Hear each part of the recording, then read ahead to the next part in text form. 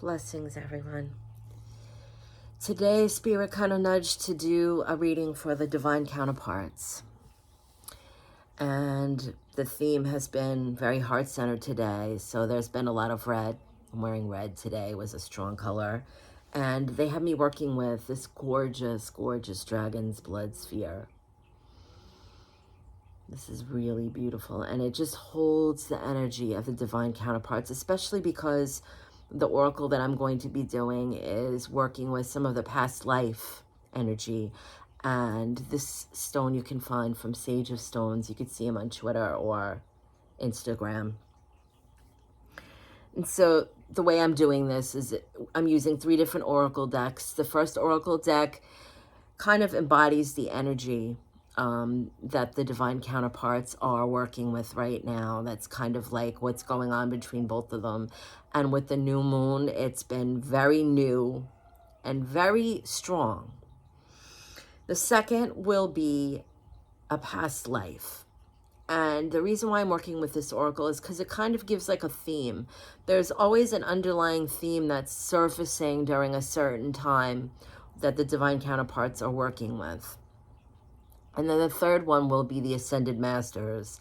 And this is the Ascended Master that is already working with the divine counterparts at this time as they're embodying the energy and working on a theme. Or it's one that we can call on to kind of help guide us through this. So as always, I would like to say thank you to Source for allowing me to be a medium of light. And I ask the Ascended Masters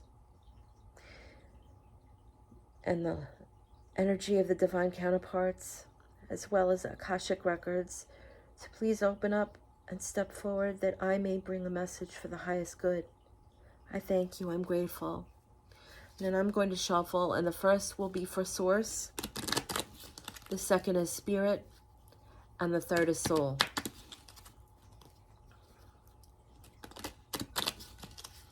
Again, as always, I just kind of, it's always, Spirit is always very clear, just to move the cards around and the energy will come out from them. It will usually, they'll direct me and they want me to take this one. So right now, religious factors. Your love life is influenced by your religious upbringing and spiritual path.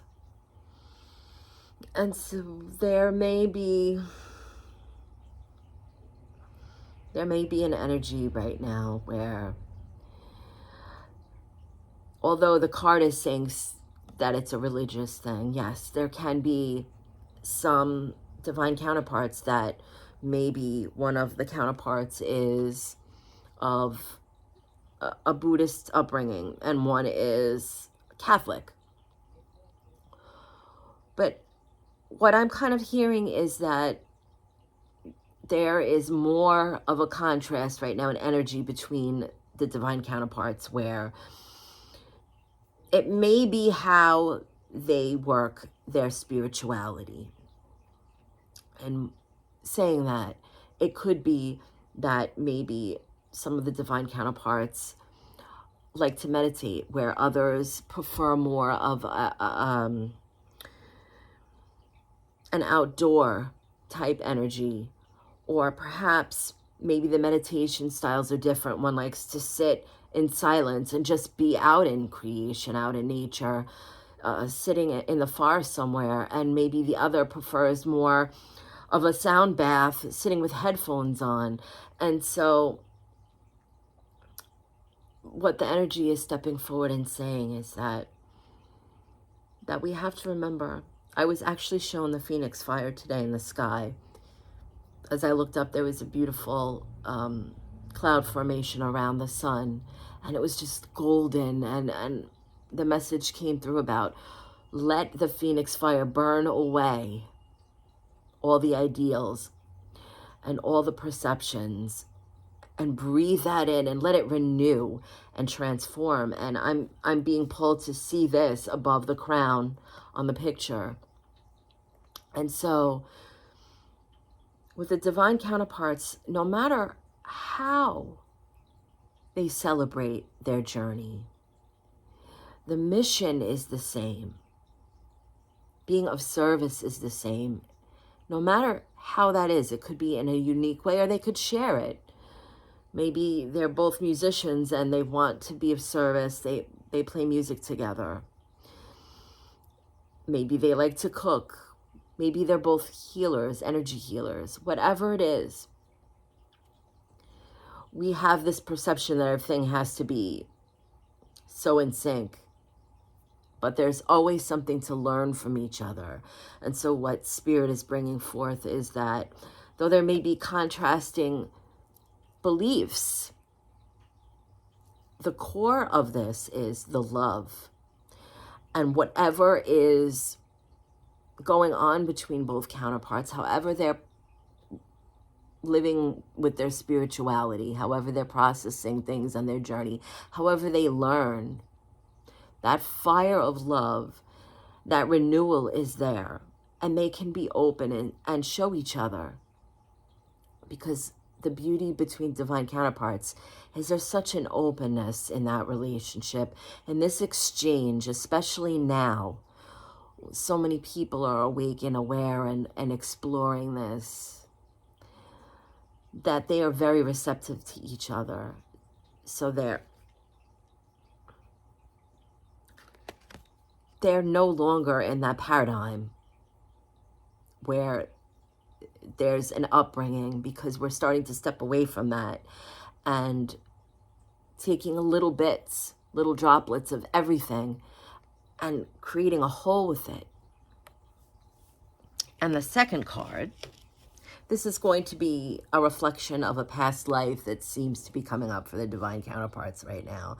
So maybe they're noticing that there's something coming up very Celtic, or it could be something that's coming up that's very Wiccan, or it could be something that's coming up that's very Lemurian.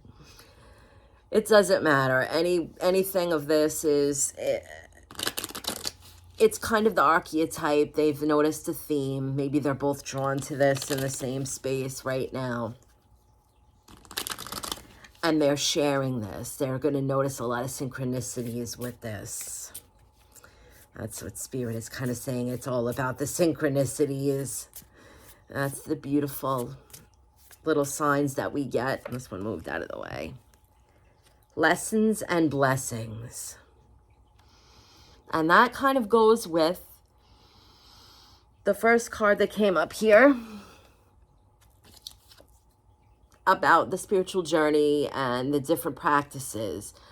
The lessons and the blessings are that as they're both on this journey and they're learning and they're exploring their different spiritual practices, they can share with each other. The blessing is staying open. They both have an open heart. Their frequencies are the same. And they remember that their purpose, their mission is the same, to be of service. And so in that space, all of the different lessons, all of the different things that they're learning from each other become the divine blessing. Because as one breathes in the light of source, one exhales the life force of creation.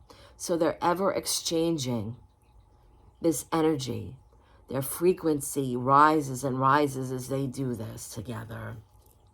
And so the past life is that they've shared a lot of these beautiful lessons, a lot of the core lessons that they have, they've shared together, whether it's a lesson in humility or it's a lesson where they have scars from something that they've recently tried to achieve. Spirit is bringing up something on,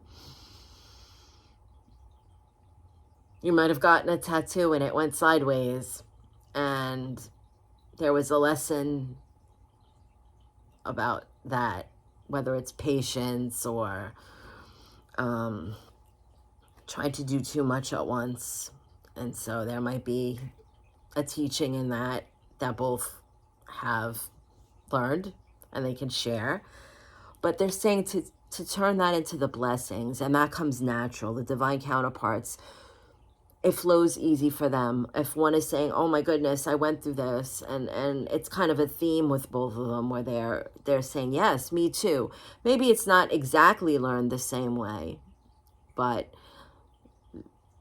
the lesson, the core of that would be the same. So they're turning their lessons into a blessing. And the third one, this is going to be the divine ascended master that's working with the divine counterparts. And again, it's just encouraged that we could always call on the ascended masters. Saint Germain is known to work with the divine counterparts, and this is a tattoo of the violet flame. I also have that on my arm. And it's just a reminder of the transmutation, and this is one of the most immaculate energies that the divine counterparts hold, is as they're coming together and they're being of service, they're transmuting energy. It's the most beautiful alchemy of love. And so this is okay, they're saying take this one. Siddhartha, meditate the Buddha. And they're actually laughing because I brought that up earlier with the first card about maybe one of the divine counterparts likes to go and meditate in nature, and the other one likes to sit in a room with the headphones on listening to self-radio frequencies. This divine master is helping them to say that as they explore on their journey to do these things on their own, we're meditating, we're aligning our chakras, we're expanding our energy, to call on this divine master, because they will help the divine counterparts through their meditation, through their practices, and then integrate that together to bring the energy to transmute it as a whole. And then they can expand that outwards and reach others. This is the gift that the divine counterparts embody. Yes, we understand all the triggering and all these things that you hear about. But at the base of this, it is an extraordinary amount of love that was created in the light of Source. And when these divine counterparts come together and they sit in their ceremonies and in their meditations, and they center in their own light, when they come together, they can use that and expand that out. And it touches lives. Not only is an example of love in a divine romantic way, but it encompasses learning of a unity, how we can all get along together. They are representation that there isn't any separation or any differences that should affect that love and light that we all hold for each other. And so that's one of the beautiful things that they can do. They're saying, this beautiful ascended master is saying, call on me to help remind you to sit in that space of stillness, sit in that meditation, embody that light, and then bring that together as the divine counterparts, so it may reach and be a tool, an energetic tool that they use to help others to heal. And so they're pulling their energy back. I hope this message reaches who it needs to reach and resonates, because there's been a lot of controversy recently because of certain there's been a documentary I've been super aware of. I understand about the twin flame journey, and I can assure that what I'm bringing through is not any of that concept with occult mentality. This isn't any kind of set rule in how this works.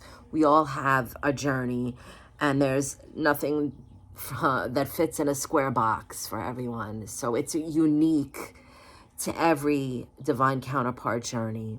And so I hope this resonates, and I hope it finds you well. Much love, everyone. Thank you for allowing me to share this with you.